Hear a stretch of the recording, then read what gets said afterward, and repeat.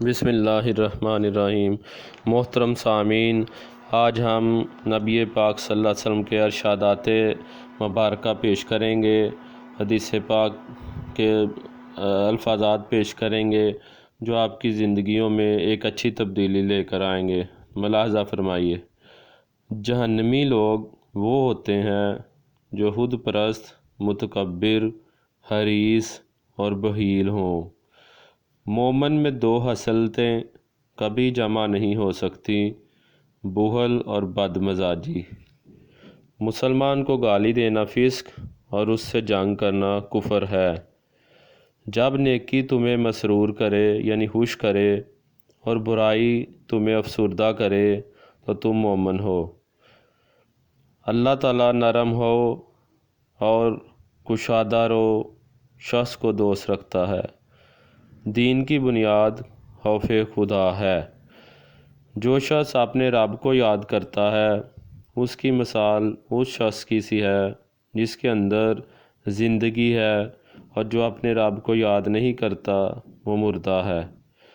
ہمیشہ پاک اور طاہر رہا کرو، رزق میں برکت ہوگی۔ جو شخص بڑوں کی تعظیم اور چھوٹوں پر شفقت نہ کرے وہ میری امت میں سے نہیں۔ موت کی یاد نفس کی تمام بیماریوں کی دوا ہے۔ رزق بندے کو اس طرح تلاش کرتا ہے جس طرح موت آدمی کو ڈھونڈتی ہے۔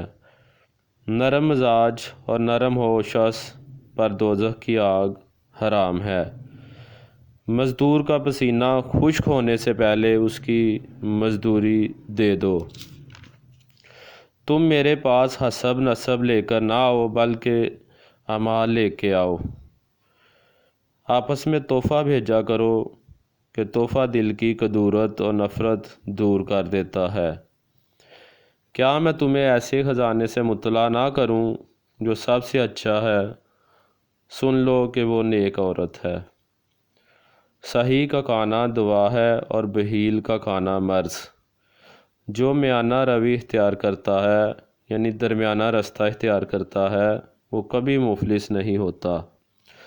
جب کوئی تم کو دعا دے تو تم بھی دعا دو، اس سے بہتر یا وہی۔ مومن کی زبان دل سے پیچھے رہتی ہے، یعنی جب بولنا چاہتا ہے تو دل میں سوچ لیتا ہے تب زبان سے نکالتا ہے۔ جو شخص اپنے وارث کو میراث سے محروم کرے گا اللہ تعالیٰ قیامت کے دن اسے جنت کی میراث سے محروم کرے گا۔ مہد سے لحد تک علم حاصل کرتے رہو۔ خاموشی بہت بڑی حکمت عملی ہے۔ اللہ فساد کو پسند نہیں کرتا، اس لیے زمین پر فساد نہ کرو۔ حیا ایمان کی ایک شاخ ہے۔ عورتوں میں سب سے اچھی عورت وہ ہے جسے اس کا شوہر دیکھے تو وہ اپنے شوہر کو خوش کر دے۔ وہ شخص بے دین ہے جس میں عہد کی پابندی نہیں۔ لا